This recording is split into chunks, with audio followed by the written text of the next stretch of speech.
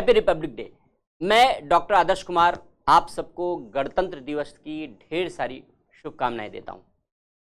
लेकिन जब हम लोग रिपब्लिक डे मना रहे हैं तो रिपब्लिक डे के बारे में कुछ बेसिक सी बातें हमें जाननी भी चाहिए और हमें यह भी एहसास होना चाहिए कि कितनी कुर्बानियों और कितनी शहादत के बाद हमें ये आज़ादी मिली है और हम आज खुली हवा में सांस ले रहे हैं और रिपब्लिक डे मना रहे हैं।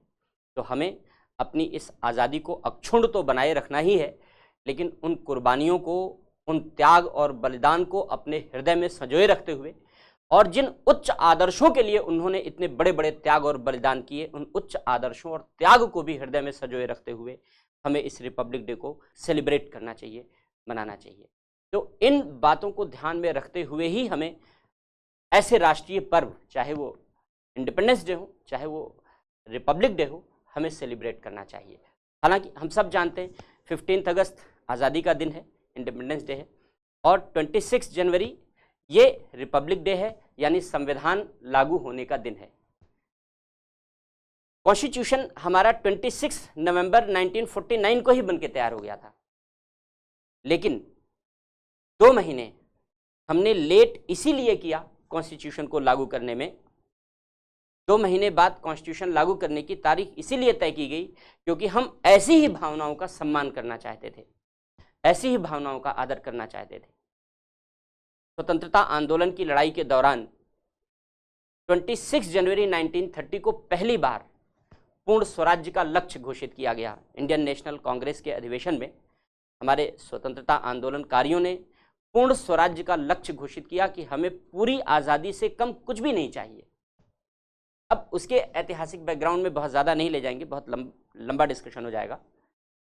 नतीजा ये हुआ कि तब से 26 जनवरी को हर साल इंडिपेंडेंस डे मनाया जाने लगा। लेकिन जब आज़ादी 15 अगस्त को मिल गई तो 15 अगस्त को आज़ादी मिलने के बाद 15 अगस्त के बाद ये तय किया गया, जब कॉन्स्टिट्यूशन बन गया तो ये तय किया गया कि कॉन्स्टिट्यूशन को 26 जनवरी से ही लागू किया जाए, क्योंकि हमने जिस भावना से पूर्ण स्वराज्य के लक्ष्य का निर्धारण किया था और जिस त्याग, बलिदान, शहादत, कुर्बानियों के बाद हमने ये आज़ादी पाई है, हम बहुत सारी शहादत, बहुत सारी कुर्बानियों को जानते हैं, याद करते हैं, लेकिन हमारे बहुत सारे ऐसे अनसंग हीरोज़ हैं, ऐसे बहुत सारे गुमनाम लोग हैं जिनके बारे में हम नहीं जानते, और हंसते हंसते उन्होंने इस देश की आज़ादी के लिए प्राणों की आहुति दे दी। स्वाभाविक सी बात है। तो 26 जनवरी की तारीख ऐसे ही लोगों को सम्मान देने का एक प्रयत्न था और 26 जनवरी 1950 को संविधान लागू करने की तारीख इसीलिए तय की गई। तो 26 जनवरी 1950 को संविधान लागू हो गया, हम रिपब्लिक हो गए, गणतंत्र बन गए, यानी अब ब्रिटिश ताज की छाया हमसे पूरी तरीके से हट गई और हमारे देश का मुखिया भी भारत का व्यक्ति बनने लगा।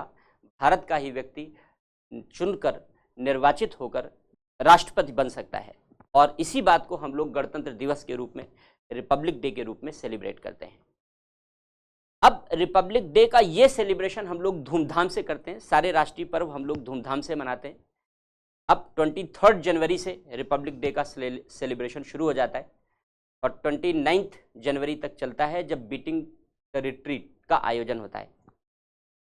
23 की तारीख हाल फिलहाल में चुनी गई, इसके पहले 24 जनवरी से शुरू होता था।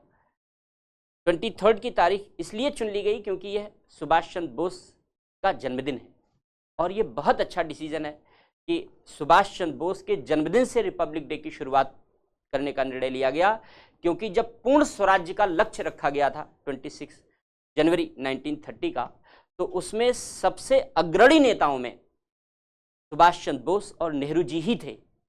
यही 2 सबसे अग्रणी नेता थे जो पूर्ण स्वराज्य के लक्ष्य को बड़े प्रबल तरीके से लाना चाहते थे, प्राप्त करना चाहते थे। तो ये अच्छी बात हुई कि 23 जनवरी से अब गणतंत्र दिवस, रिपब्लिक डे का सेलिब्रेशन प्रारंभ हो जाता है। और हम सब जानते हैं कि कर्तव्य पथ पर अच्छी सी झांकियाँ निकलती हैं, सेना का शौर्य प्रदर्शन होता है, शक्ति प्रदर्शन होता है, फ्लैग अनफर्लिंग होती है, राष्ट्र ध्वज फहराया जाता है। फ्लैग होस्टिंग नहीं होती है, फ्लैग होस्टिंग नहीं होती है। फ्लैग होस्टिंग हम लोग 15 अगस्त को करते हैं, 15 अगस्त को करते हैं, यानी झंडा रस्सी के सहारे झंडा नीचे से ऊपर जाता है, फ्लैग नीचे से ऊपर जाता है और तब उसे फहराया जाता है, फ्लैग होस्टिंग है, ध्वजारोहण कहते हैं। लेकिन रिपब्लिक डे के दिन फ्लैग होस्टिंग नहीं होती, फ्लैग अनफर्लिंग होती है, यानी झंडा फहराया जाता है, ध्वजारोहण नहीं होता, झंडा ऑलरेडी ऊपर होता है, हम लोग झंडे को फहराते हैं और सम्मान करते हैं। और इस तरीके से नाना प्रकार के इवेंट आयोजित किए जाते हैं और इस आयोजन के माध्यम से यह राष्ट्रीय पर्व पूरे उत्साह के साथ सेलिब्रेट किया जाता है। आप सभी भी इस उत्साह में प्रतिवर्ष शामिल होते हैं और इसीलिए 26 जनवरी को हम लोग अवकाश भी रखते हैं, सरकारी कार्यालय बंद रहते हैं, निजी कार्यालय बंद रहते हैं, जिससे हम सेना का यह शौर्य प्रदर्शन और अपने रिपब्लिक डे का सेलिब्रेशन अपने घरों में बैठकर देख सकें। अन्यथा दिल्ली आकर आप एंजॉय कर सकते हैं और दिल्ली आकर भी देख सकते हैं। लेकिन इन सारी बातों के पीछे एक मनोवैज्ञानिक तत्व भी है जिसका हमें ध्यान रखना चाहिए। हमने ये आज़ादी बड़ी कुर्बानियों के साथ पाई है। एक फिल्म का गाना था ना, लाए हैं हम तूफान से कश्ती निकाल के, इस देश को रखना मेरे बच्चों संभाल के।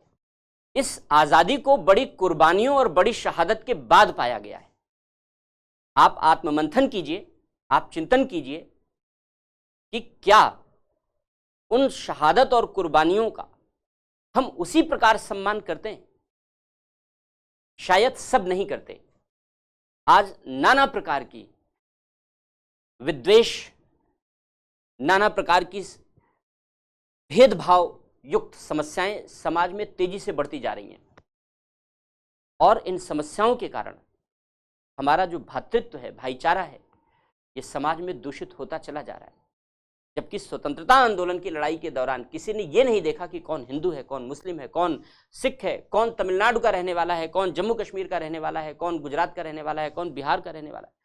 किसी तरीके का कोई भी डिस्क्रिमिनेशन नहीं था, किसी भी तरीके का कहीं कोई इस तरीके का विचार नहीं था। लेकिन आज समाज में इस प्रकार के विचारों का प्रस्फुटन शुरू हो गया है। इसके अतिरिक्त भी कोई कहीं धर्म के आधार पर हिंसा हो रही है, कहीं जाति के आधार पर हिंसा हो रही है, अलग अलग आधारों पर हिंसा और अलग अलग आधारों पर भेदभाव। और इस व्हाट्सएप यूनिवर्सिटी ने तो इसे और ज्यादा प्रमोट कर दिया है, प्रोत्साहित कर दिया है।